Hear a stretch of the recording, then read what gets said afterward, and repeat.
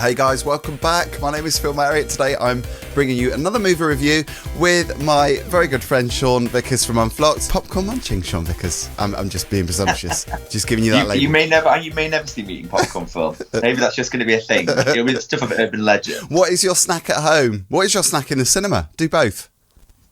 Cinema. Oh, I'm a real purist in the cinema. My husband loves a nacho, but I really don't do anything. It distracts me. Oh. Yeah, so that sounds really miserable and austere. My husband's one for the treats. He'll be on the pick and mix and everything, and I'm just ready for the film. So, yeah, that's how it works. If only, sidebar, everyone around me concentrated on the film equally. Yeah. But that's another conversation entirely.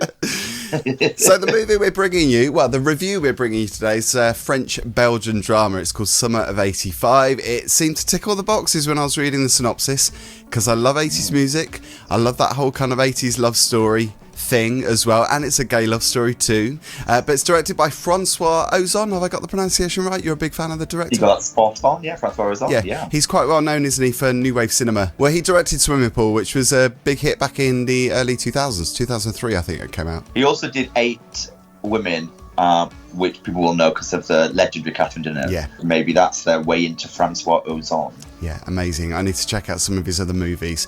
So this is a story of friendship and love between two guys, two teenage boys. One is 16, one is 18. It's set in the seaside resort of Normandy. I've never been there. I've been to France, but not Normandy. Have you been there? It looked beautiful, though. I know. Really beautiful. And actually shot... Well, we can talk about the cinematography and the vibe of the movie. But, yeah, the setting is incredibly charming.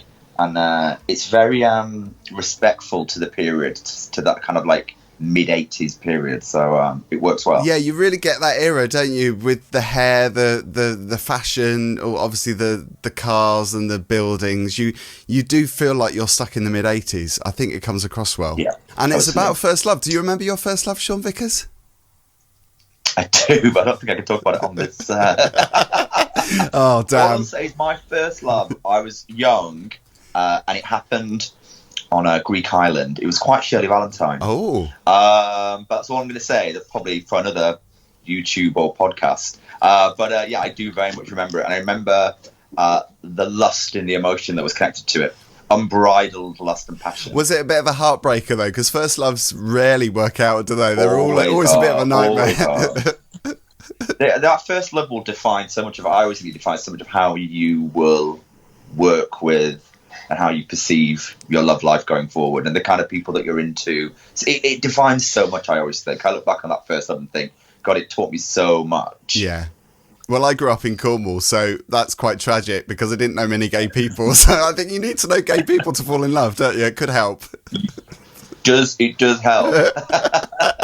So there's an interesting comment before we talk about the plot and talk about the movie itself and what we thought about it. There's an interesting comment on YouTube on the trailer. Somebody's posted, "Oh, another tragic gay love story to make us cry and feel depressed." I thought that was quite interesting because I think if you do watch the trailer, there might be a part of you that thinks, "Oh, this doesn't feel that unique. It feels like, you know, the cliche gay love story that we've seen so many times before." But I have to say, it's, well...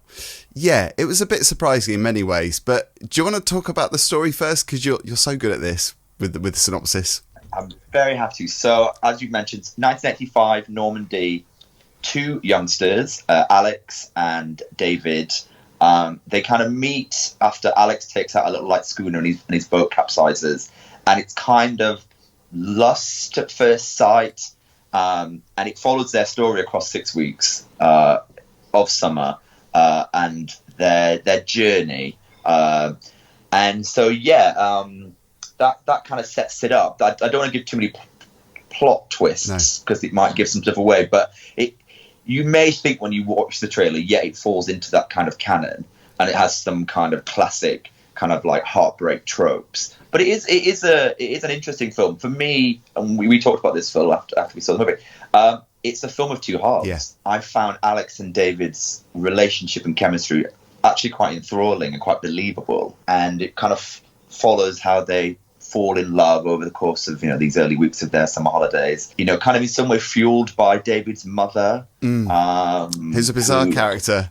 It's a very bizarre character. Interjections of characters like their friend Kate, who is an English an English kind of student that's working as a chalet girl or an au pair. I guess, yeah, she's a tourist, isn't she? These four characters kind of lead their story, and how it frames. And Alex, I don't know about you, but Alex reminds me of a young Charlie Hunnam. Yeah, I guess. Yeah, he has like a look of a young Charlie Hunnam, and he's charming and very pretty and like traditionally good looking. So you can see why he catches David's eye. And the movie kind of moves through. I mean, as I said to you, I think the first half of the movie really had me enthralled because I thought the pace, the tone, the storyline, the cinematography, and then their characters really had me. And I was like, oh, this is going to blow my socks off. Yeah. And then it didn't.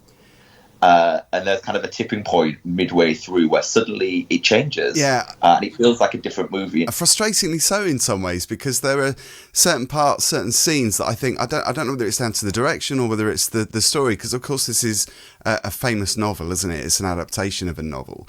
So I don't know how different the movie is to the novel. I'm guessing that it's quite similar.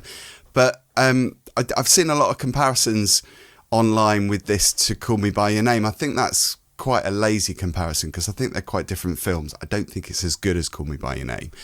But like you say, it is a captivating watch. It had me enthralled, but there were certain parts that did frustrate me.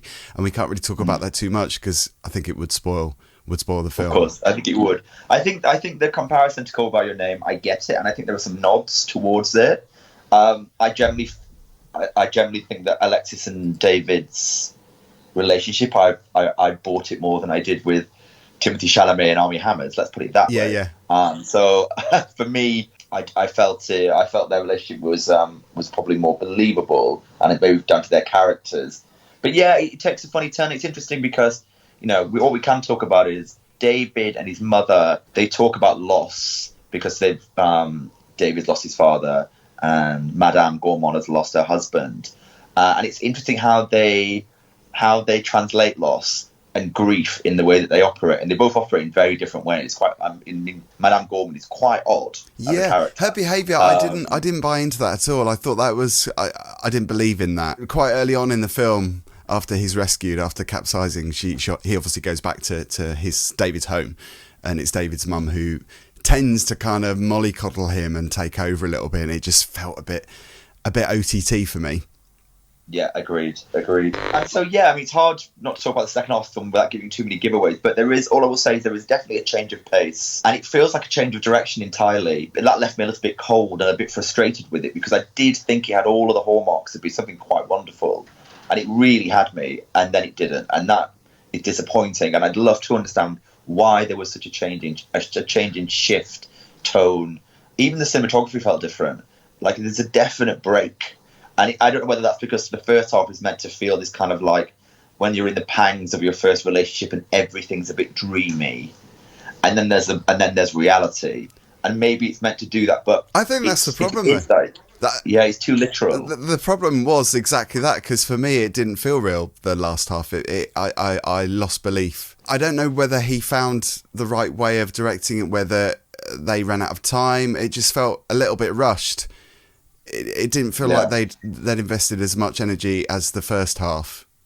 Yeah, and you and I have talked about this before. It's one of my big pet hates is when people move through the gears too quickly to try and get into a new part of the narrative, and that I feel happens. They go from second gear to fifth gear, and after you've let this film kind of wash over you, you're suddenly slightly startled about what's happening next, and all of it changes, and I don't think it gives the viewer a chance to kind of believe what's happening, and therefore you spend a lot of it in disbelief going, hold on, I've just kind of come out of this dream sequence, which is lovely and delicious, and I don't know where I am now, but it feels a bit like Midsummer Murders.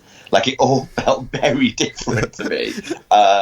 And I don't get me wrong, I love Midsummer Murders, but like, it just felt like an entirely change of tone and direction. That's interesting you say dream sequence in using the quotes, because there is a club scene, and club scenes are so often directed in a really bad way. They don't quite seem to get that club atmosphere, and I think they did manage to pull that off until Alexis is given a pair of headphones. Obviously it's an 80s Walkman, and you can't hear anything out of those headphones anywhere. Those clunky brick headphones, but yeah, there's a moment where it does become a dream sequence, and I'm guessing you have to suspend disbelief. There's no way that you could have heard a song in that nightclub with those headphones on. It's interesting you point on that because there were some good songs in that. Oh, I was just going to come onto the soundtrack. I mean, to start with In Between Days by The Cure is just the best way to start a movie in my book, and end with it too. Really wonderful. Some bits of Bananarama in there. A smattering of Rod Stewart, which is, was bizarre. I don't know. I think he's polarising, Rod Stewart. I think it was a bit obvious. It was a bit of an obvious choice of song. So I don't know. It was a film where, I think I had high hopes for it, and it almost had me. Yeah. Did you pick up on the score? Because the score was produced by one half of Air.